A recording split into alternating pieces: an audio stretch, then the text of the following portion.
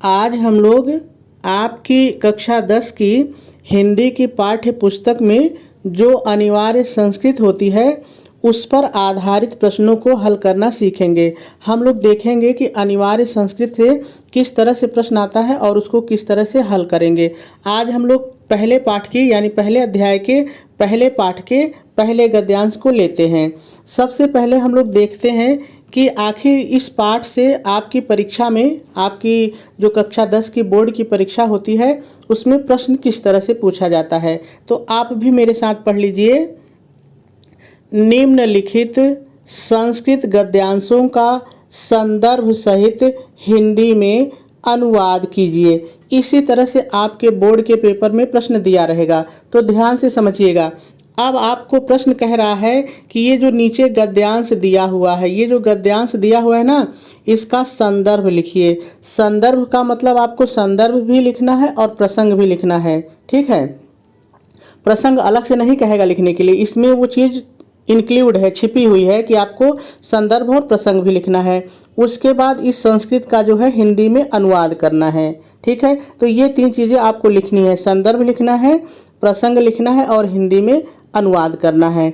और ये 5 नंबर का होगा, आपका जो बोर्ड का पेपर होगा उसमें ये 5 नंबर का रहेगा। तो चलिए हम लोग क्रमशः जो है इसका संदर्भ, प्रसंग और अनुवाद तीनों चीज़ें सीखेंगे। लेकिन सबसे पहले मैं इसका अनुवाद आपको बता दूं, उसके बाद हम लोग संदर्भ और प्रसंग भी लिखना सीखेंगे। मैं आपको लिख करके दिखाऊंगा, ठीक है। पहले हम लोग अनुवाद को सीख लेते हैं। तो चलिए सबसे पहले हम लोग इसमें जितने भी शब्द आए हैं एक एक शब्द का पहले हिंदी अर्थ देख लेते हैं, फिर इसका अनुवाद करते हैं। वाराणसी सरल है, ऐसे ही रहेगा। सुविख्याता, सुविख्याता मतलब बहुत प्रसिद्ध, सुविख्याता बहुत प्रसिद्ध। प्राचीना मतलब प्राचीन, प्राचीना मतलब प्राचीन। नगरी सरल है, ऐसे ही रहेगा। इयम, इयम माने यह, इयम माने यह। अब देखिए अगर संस्कृत का कोई बड़ा वाक्य है ना तो उसको पहले थोड़ा थोड़ा पढ़िए और उसके बाद एक साथ पढ़िए। देखिए बहुत लंबा वाक्य है, यदि पूरा आप एक बार में पढ़ना चाहेंगे तो दिक्कत होगी। तो इसके पढ़ने का तरीका क्या है वो भी सीखिए। देखिए इतना है विमल, इतना है विमल, इतना है सलिल और इतना है तरंगायाह। तो ये 3 शब्द इसमें जुड़े हुए हैं, ठीक है। तो जब तीनों को मन में बैठा लेंगे तब आप पढ़ सकते हैं विमल सलिल तरंगायाह, ठीक है। तो चलिए पहले इसका हिंदी अर्थ भी देख लेते हैं। हिंदी अर्थ देखिए, विमल, विमल का मतलब होता है स्वच्छ, विमल माने स्वच्छ। सलिल माने जल, सलिल माने जल। और तरंगायाह मतलब तरंगों से युक्त, तरंगायाह माने तरंगों से युक्त।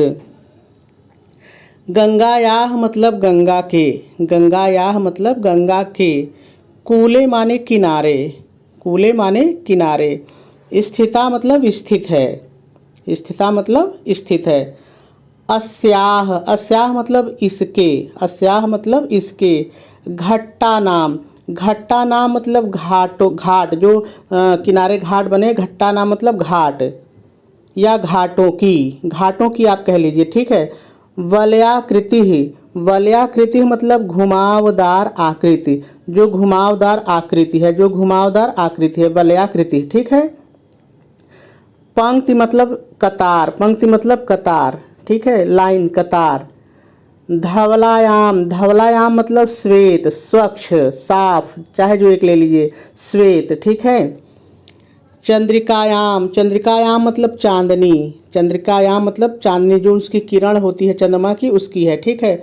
बहु माने बहुत, बहु माने बहुत। राजते मतलब सुशोभित होती है या सुंदर लगती है, जो आपको अच्छा लगे, सुशोभित होती है या सुंदर लगती है। अगणिताह, अगणिताह मतलब असंख्य, अगणिताह मतलब अनगिनत या असंख्य। पर्यटकाह, पर्यटकाह मतलब यात्री, पर्यटकाह मतलब यात्री। सुदूरेभ्यः मतलब दूर दूर से, सुदूरेभ्यः मतलब दूर दूर। देशभ्यः मतलब देशों से, देशभ्यः मतलब देशों से। नित्यम माने प्रतिदिन, नित्यम माने प्रतिदिन। अत्र माने यहाँ, अत्र माने यहाँ। आयन्ति मतलब आते हैं, आयन्ति मतलब आते हैं, ठीक है। अस्याह मतलब इसके, अस्याह मतलब इसके।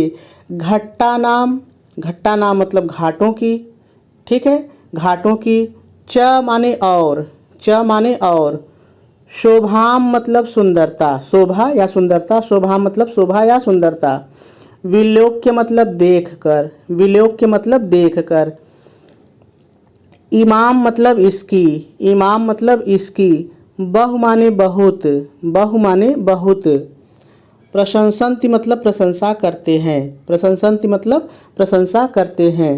तो सभी शब्दों का हम लोगों ने हिंदी अर्थ देख लिया। अब हम लोगों को इसका अनुवाद करना है।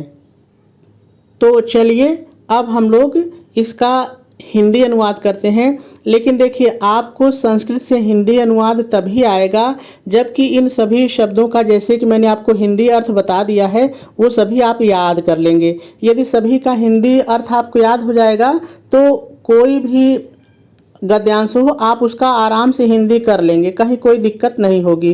तो मैं ये मान के चल रहा हूँ कि आपने इन सभी का हिंदी अर्थ जो है याद कर लिया है, ठीक है। तो चलिए बस आप थोड़ा सा ध्यान देते रहिए, देखिए आपको कैसे अनुवाद समझ में आ जाता है। आप हेडिंग डालेंगे हिंदी अनुवाद, जब आप पेपर देंगे तो हेडिंग डालेंगे हिंदी अनुवाद और लिखेंगे वाराणसी बहुत प्रसिद्ध प्राचीन नगरी है, पूर्ण विराम लगाएंगे और लिखेंगे यह स्वच्छ जल की तरंगों से युक्त गंगा के किनारे स्थित है। फिर पूर्ण विराम है वाक्य में तो पूर्ण विराम लगा देंगे। इसके, अस्याह माने मैंने बताया है, इसके घाटों की घुमावदार पंक्तियाँ स्वच्छ या श्वेत भी आप कह सकते हैं, श्वेत चांदनी में बहुत सुंदर लगती हैं। फिर पूर्ण विराम है तो लगा दीजिए पूर्ण विराम। असंख्य यात्री दूर दूर देशों से प्रतिदिन यहाँ आते हैं। अब इसको ले लीजिए, च को पहले लीजिए, और आते हैं, और इसके घाटों की शोभा को देखकर इसकी बहुत प्रशंसा करते हैं। और आपका हिंदी अनुवाद हो जाएगा। तो देखिए जैसे जैसे मैंने बताया है ना, वैसे वैसे आपको अनुवाद लिख देना है। तो चलिए अब मैं क्रमशः तीनों चीज़ें आपको बता देता हूँ। सबसे पहले मैं आपको संदर्भ बताऊँगा, फिर प्रसंग बताऊँगा और फिर अनुवाद, ठीक है। अब कैसे लिखना है उसको आप ध्यान से देखिए।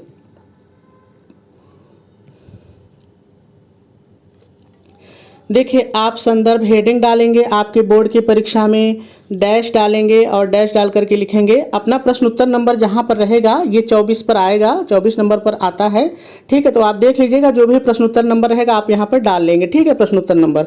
उसके बाद संदर्भ हेडिंग डालेंगे और डैश डाल करके लिखेंगे प्रस्तुत गद्यांश हमारी पाठ्य पुस्तक हिंदी के संस्कृत खंड में संकलित वाराणसी शीर्षक से अवतरित है। देखिए संस्कृत के पाठों में लेखक का नाम नहीं होता है, इसलिए आप इसमें नहीं लिखेंगे कि इसके लेखक कौन है, बस इतने पर ही रोक देंगे, ठीक है। ऐसे ही लिखना है। और क्या ध्यान देना है, देखिए यहाँ पे ये जो हिंदी मैंने देखिए काले से लिखा है और इस तरह से सिंगल इन्वर्टेड कामा में बंद किया है, तो आप इसी तरह से करेंगे। उसी तरह देखिए मैंने पाठ के नाम को यानी जो शीर्षक है उसको भी देखिए सिंगल इन्वर्टेड कामा से लिखा है और काले रंग के पेन से लिखा है। तो ऐसे ही आपको भी कॉपी में सजा के लिखना है, ठीक है। तो हमारा संदर्भ हो गया। मैं एक बार संदर्भ को जोर से मतलब लगातार पढ़ देता हूँ।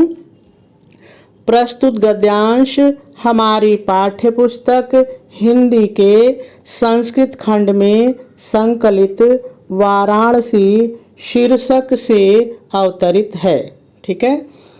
अब आइए प्रसंग की बात करते हैं। देखिए प्रसंग में कुछ नहीं होता है, प्रसंग में गद्यांश में जो बात कही होती है ना उसका थोड़ा सा भाग लिख दीजिए। तो देखिए इसमें वाराणसी का वर्णन किया गया है, वाराणसी नगर का, तो वही मैंने लिखा है। कैसे लिखेंगे ध्यान से देखिए, आप लिखेंगे प्रसंग हेडिंग डालेंगे और डैश डाल करके लिखेंगे प्रस्तुत गद्यांश में वाराणसी नगरी में गंगा के किनारे बने घाटों का बहुत ही सुंदर वर्णन किया गया है, और आपका प्रसंग भी पूरा हो जाएगा। चलिए अब हम लोग हिंदी अनुवाद की बात करते हैं। देखिए आपको हेडिंग डालना है हिंदी अनुवाद, और जैसे जो चीज़ें मैंने बताई थी ना, देखिए मैंने वही लिखा है, मैं आपको पढ़ के सुना देता हूँ। वाराणसी बहुत प्रसिद्ध प्राचीन नगरी है। यह स्वच्छ जल की तरंगों से युक्त गंगा के किनारे स्थित है। इसके घाटों की घुमावदार पंक्तियाँ श्वेत चांदनी में बहुत सुंदर लगती हैं। असंख्य यात्री दूर दूर देशों से प्रतिदिन यहाँ आते हैं और इसके घाटों की शोभा देखकर इसकी बहुत प्रशंसा करते हैं, और आपका अनुवाद भी हो जाएगा। तो एक जैसे कोई एक चैप्टर है आपका, तो उसके एक ही पैराग्राफ कोई देता है छोटा छोटा, तो हम लोग क्रमशः करके कोशिश करेंगे कि छोटे छोटे पैराग्राफ को लेकर के इस संस्कृत को सीखा जाए। ठीक है।